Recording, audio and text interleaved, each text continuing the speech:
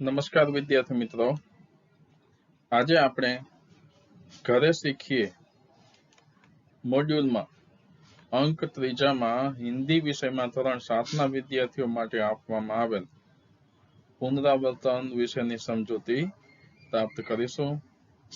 તો ચાલો જોઈએ આ સમજૂતી। હું અગ્રાવત કિરણ કુમાર બી મારી YouTube ચેનલ માય સ્ટુડન્ટ્સ એજ્યુકેશનમાં આપ સૌ વિદ્યાર્થી મિત્રોનું હાર્દિક स्वागत करूं छूं। चलो જોઈએ આ પ્રવૃત્તિઓ।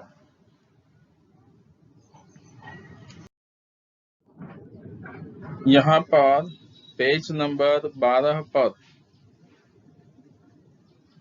प्रवृत्ति दी गई है। इसमें कहा गया है निम्नलिखित परिच्छेद का सुलेखन करें।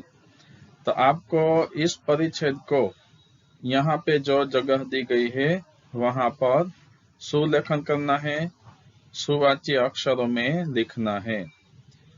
खास ध्यान रखें कि यहाँ पर लिखते समय कोई आपसे गलती न हो। पूर्ण विराम, अल्प विराम, इन्वर्टेड कोमा यानी कि अवतरण चिन्हों का ख्याल रखकर इस पैराग्राफ को आपको यहाँ पे लिखना है। तो चलिए सबसे पहले इस पैराग्राफ को हम पढ़ते हैं। तो चलिए इस परिच्छेद का पठन करें। भारत की पवित्र भूमि पर अनेक पर्व तथा उत्सव मनाए जाते हैं। यहाँ पे आप देख सकते हैं मनाए जाते हैं लिखा है नहीं लिखा। इन पर्वों का अपना विशेष महत्व होता है। धार्मिक और सांस्कृतिक पर्वों के अतिरिक्त कुछ ऐसे पर्व हैं जिनका संबंध सारे राष्ट्र के जन जीवन से होता है। यहाँ पे जन जीवन शब्द लिखा है, यह भी अच्छी तरह से देख लीजिए। जन और जीवन के बीच में यहाँ पे डैश दिया गया है। इन्हें राष्ट्रीय पर्व कहते हैं। राष्ट्रीय पर्व तो यहाँ पे इन्वर्टेड कोमा दिया गया है। 26 जनवरी इन्हीं में से एक है।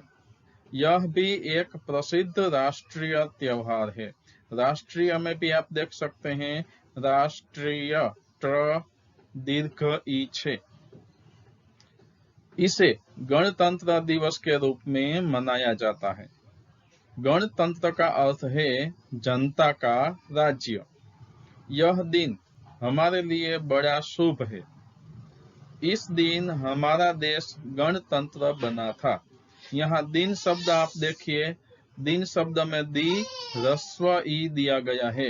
अगर यहाँ पे आप दीर्घ दी कर लिख देते हैं तो दिन का मतलब गरीब हो जाता है।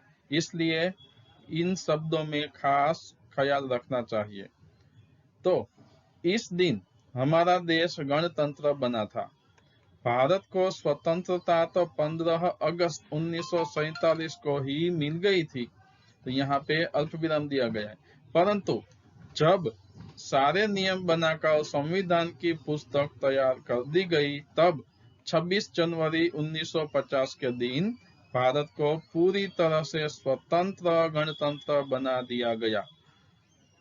सारे संसार में इसकी घोषणा हो गई। 26 जनवरी के दिन दिल्ली शहर को दुल्हन की तरह सजाया जाता है। लोग सवेरे अंधेरे में ही उठकर इंडिया गेट की ओर चल पड़ते हैं। नियत समय पर राष्ट्रपति महोदय विजय चौक पर झंडा फहराते हैं। यहाँ पे झंडा शब्द आप अच्छी तरह से देख लीजिए। तब तोपों की सलामी दी जाती है। राष्ट्रपति की सवारी इंडिया गेट की ओर चल पड़ती है। लाखों लोग इस जुलूस को देखते हैं। जुलूस में भी जू ह्रस्व उ और लू दीर्घ उ लिखा है। राष्ट्रपति की गाड़ी के पीछे जल सेना, वायु सेना और थल सेना के जवान होते हैं। जल सेना और वायु सेना के बीच यहाँ पर अल्प विराम दिया गया है। हाथियों और हथियारों के जुलूस निकलते हैं। इनके पीछे प्रदेशों की कई तरह की झांकियां होती हैं। झांकियां शब्द भी अच्छी तरह से देख लीजिए। इनमें उन प्रदेशों यानी कि राज्यों की संस्कृति की झलक दिखाई जाती है। दिखाई में ई दीर्घ ई लिखा गया है।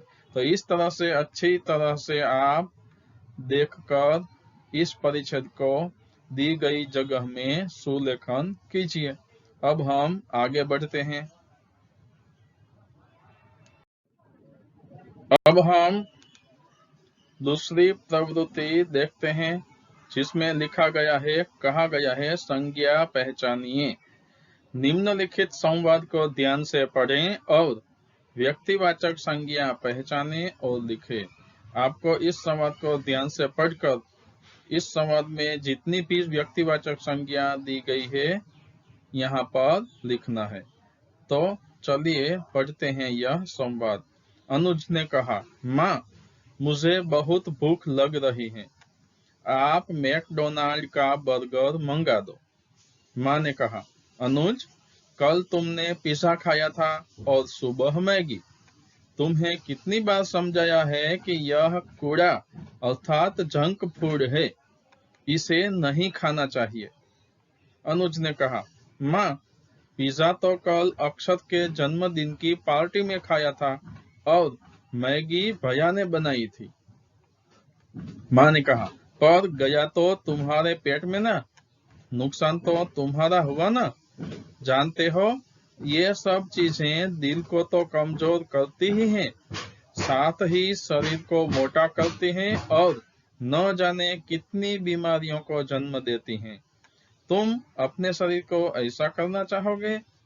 अनुज ने कहा, सॉरी माँ, अब से मैं जंक फूड नहीं, केवल हरी सब्जियां खाऊंगा। माँ ने कहा, शाबाश मेरा अक्लमंद बेटा। तो इस तरह से हमने यह संवाद पढ़ा। अब इस संवाद में कौन कौन से शब्द हैं जो व्यक्तिवाचक हैं, यह हमें पहचानना है। तो सबसे पहले तो यहाँ दिया गया हुआ शब्द अनुज। अनुज शब्द व्यक्तिवाचक संज्ञा है। दूसरा है मैकडोनाल्ड, यह भी व्यक्तिवाचक संज्ञा है। और तीसरा है अक्षत, अक्षत भी व्यक्तिवाचक संज्ञा है। तो इस तरह से यह तीन संज्ञा व्यक्तिवाचक संज्ञा है। इसे हम यहाँ पर लिखेंगे, अनुज, मैकडोनाल्ड और अक्षत। अब हम आगे बढ़ते हैं। अब हम तीसरी प्रवृत्ति देखेंगे जिसमें कहा गया है मुहावरों का अर्थ देकर वाक्य में प्रयोग कीजिए। यह प्रवृत्ति आपको पेज नंबर 13वें पर दी गई है। पहला मुहावरा है मार खा जाना, दूसरा है कोई चारा न होना, तीसरा है आव देखा न ताव और चौथा मुहावरा है हड्डी पसली एक कर देना। तो अब हम पहले मुहावरे का अर्थ देखते हैं। मुहावरा मार खा जाना, जिसका अर्थ है बहुत नुकसान होना। इसका हम वाक्य प्रयोग इस प्रकार कर सकते हैं, कोरोना महामारी के चलते बड़े बड़े व्यापारी भी व्यापार में मार खा गए हैं। यहाँ पे आपको एक बात का खास ध्यान रखना चाहिए कि मुहावरे को ही आप अपने वाक्य में प्रयोग कर सकते हैं, उसके अर्थ को नहीं, जैसे कि यहाँ पर दिया गया है। यहाँ पे हम ऐसा नहीं लिख सकते कि कोरोना महामारी के चलते चलते बड़े व्यापारी को भी व्यापार में बहुत नुकसान हुआ, ऐसा हम यहाँ पर नहीं लिख सकते। हमें यहाँ पर मार खा जाना शब्द को ही, मुहावरे को ही इस्तेमाल करना चाहिए। अब हम दूसरा मुहावरा देखते हैं, कोई चारा न होना, जिसका अर्थ है कोई उपाय न होना। वाक्य प्रयोग इस प्रकार से है, बेटी की शादी के लिए गरीब किसान के पास खेत बेचने के सिवा कोई चारा न था। तीसरा मुहावरा आव देखा न ताव, बिना सोचे समझे काम करना। वाक्य प्रयोग, शराबी पति ने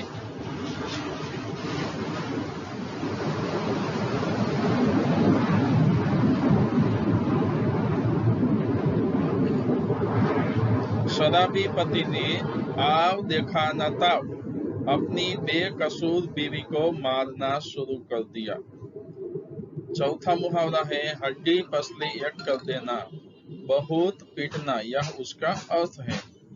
वाक्य प्रयोग है लोगों ने मार मार कर चोर की हड्डी पसली एक कर दी। तो इस तरह से हमने यहाँ मुहावरों का अर्थ भी दिख दिया और वाक्य में प्रयोग भी कर दिया है। आप भी इसी प्रकार से कोई और वाक्य का प्रयोग भी कर सकते हैं अगर आप इच्छा है तो। अब हम अगली प्रवृत्ति देखेंगे।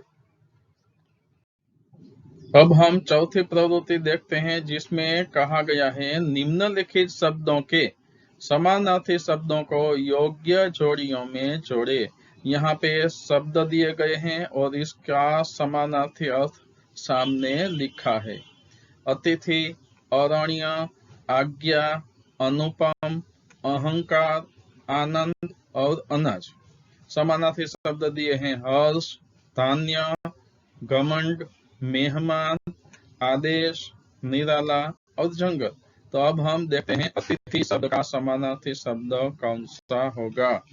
अगर आप ने जवाब दिया है अतिथि का समानार्थी शब्द मेहमान, तो आपका उत्तर बिल्कुल सही है। दूसरा शब्द है अरण्य, अरण्य का समानार्थी शब्द जंगल होगा। आज्ञा शब्द का समानार्थी आदेश।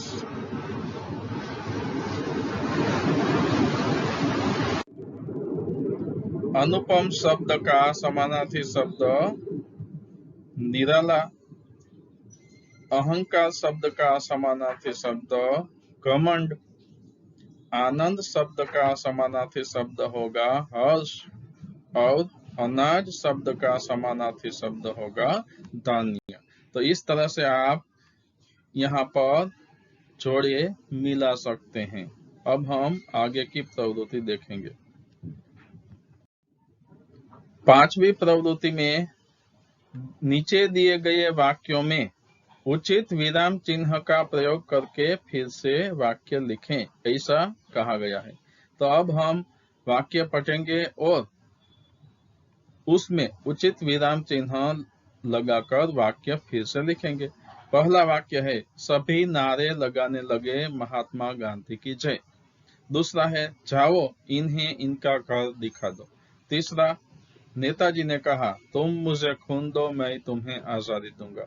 चौथा वह योग्य सुशील मिलनसार है परंतु थोड़ा सनकी है। पांचवा इसे रोको मत जाने दो। तो इन वाक्यों में अब हम विराम चिन्ह लगाकर वाक्य फिर से यहाँ पर लिखेंगे। पहला वाक्य इसका उत्तर इस प्रकार होगा सभी नारे लगाने लगे। यहाँ पे लगाने लगे पर यहाँ अल्प विराम लगाएंगे। महात्मा गांधी की जय, यहाँ पर हम दोहरा अवतरण चिन्ह लगाएंगे और सबसे पीछे पूर्ण विराम लिखेंगे।